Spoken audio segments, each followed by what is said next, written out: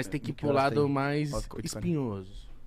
Porque tem muita gente que fala assim, pô, nosso mundo é muito desigual, muita coisa acontece, muita gente morre de doenças fatais ou nascem condenadas em ambientes de guerra, enfim, né? A gente não escolhe, não, né?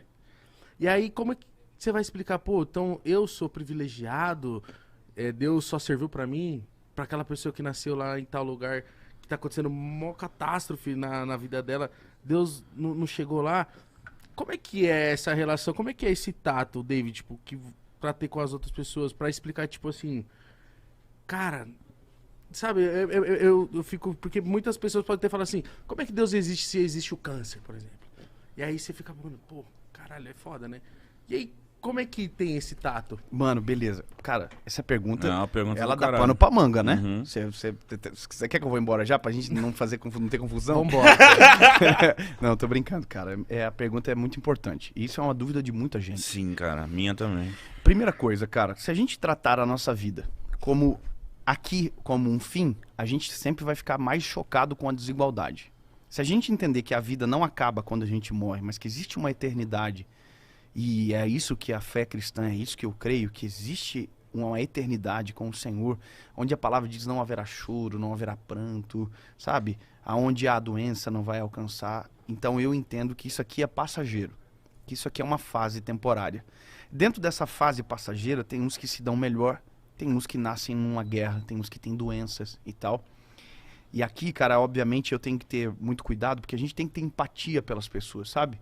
Por isso que não dá pra você dizer que todo mundo é igual, sabe? Existem as diferenças, existem as culturas diferentes, existe uma África, por exemplo. Isso que eu ia falar, como é que você, sei lá, porque eu já me decepcionei algumas vezes de estar num lugar e a pessoa pregar, só que aquilo ali que tava dentro daquele específico lugar era bom e que todo o resto não prestava, e foi onde eu dei uma primeira desanimada assim. Fala melhor, como assim? Eu tava dentro de uma igreja e aí o pastor ele usou uma palavra como só aquela igreja é boa. Ele tá errado, pronto. Então já começou errado. Você entendeu? Entendi. Aquela igreja é boa, todo o resto não presta, é só ali que ele vai encontrar a salvação, Tá errado. a vida eterna e etc. Uhum. E aí eu na minha cabeça, né, pô, meu pai nordestino, uma família muito com muita miscigenação e tal. Falei, pô, como assim? Aí tem uma África com uma outra cultura, com outras religiões, e aí eles não vão ter vida eterna, eles não vão, porque, sei lá, não é Jesus, é uma outra pessoa, é uma outra entidade, um outro alguém.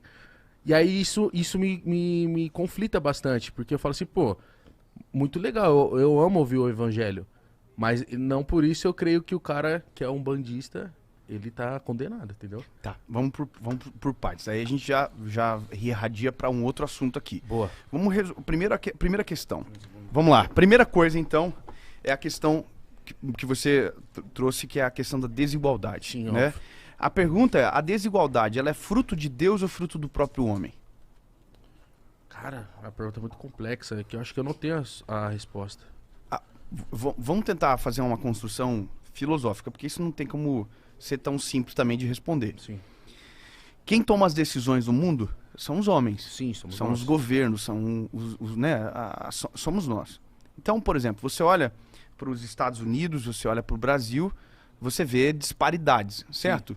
E que tem a ver com a colonização, tem a ver com o governo, tem a ver com tudo. Então, o que isso me faz entender é que a desigualdade, ela não está na culpa de Deus. A desigualdade, ela está na culpa do próprio homem. Nós somos culpados. São as nossas decisões que causam esses abismos, entendeu? Então, Deus está disponível para todos, sim, mas a gente colhe das nossas próprias decisões, entende? Então, a empatia entra aqui. Eu sei que às vezes a gente tem decisões erradas porque quem veio antes também decidiu sempre da mesma forma. Então, quando a gente olha, por exemplo, um país onde a fome impera, se você for lá no país, você vai ver que o problema não está no povo somente. O problema está nos governos corruptos. Por exemplo, tem lugares na África onde os recursos que entram não chegam para o povo. O governo vende para o povo. Isso é campo missionário. Entende? Então, o mal do mundo não tem a ver com Deus. O mal do mundo tem a ver com o pecado do homem. Tem a ver com a gente. É nós que tomamos as nossas decisões. Entende? Então, aonde Jesus está, aonde Jesus governa, o mundo é bem diferente. Se você olhar países, por exemplo, onde o evangelho, o protestantismo, ele tomou conta, você vai ver que a qualidade de vida é bem diferente. Entendeu? Eu não tô sendo preconceituoso aqui, não. Não tô falando nem de religião, tô falando de aonde Jesus governa. Aonde Jesus tem espaço. Entende? Uhum. Quanto menos espaço para Deus, mais desigualdade existe. Pode ter certeza disso. Aí, Consegue não, compreender? Sim, sim. consegui compreender perfeitamente. E aí tem o lance, né, da galera que fala, tipo, mas essas doenças terminais, que às vezes a criança já nasce assim e tal.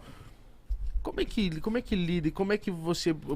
acho que você já teve muito tato com com famílias assim, com pessoas com doenças que chegam em você, tipo, te questionando, porque, pô, não escolhi ter essa parada, sabe? Uhum. Isso, cara, é uma parada muito difícil. É onde eu digo que se a gente olhar para a vida só com esse curto espaço de tempo, que sabe? Ó, isso aqui é a nossa vida na Terra. O resto é toda a nossa eternidade. É muito maior para frente do que nós estamos vivendo agora. Então, se a gente olha pelo prisma só do que a gente está vivendo agora, é difícil demais.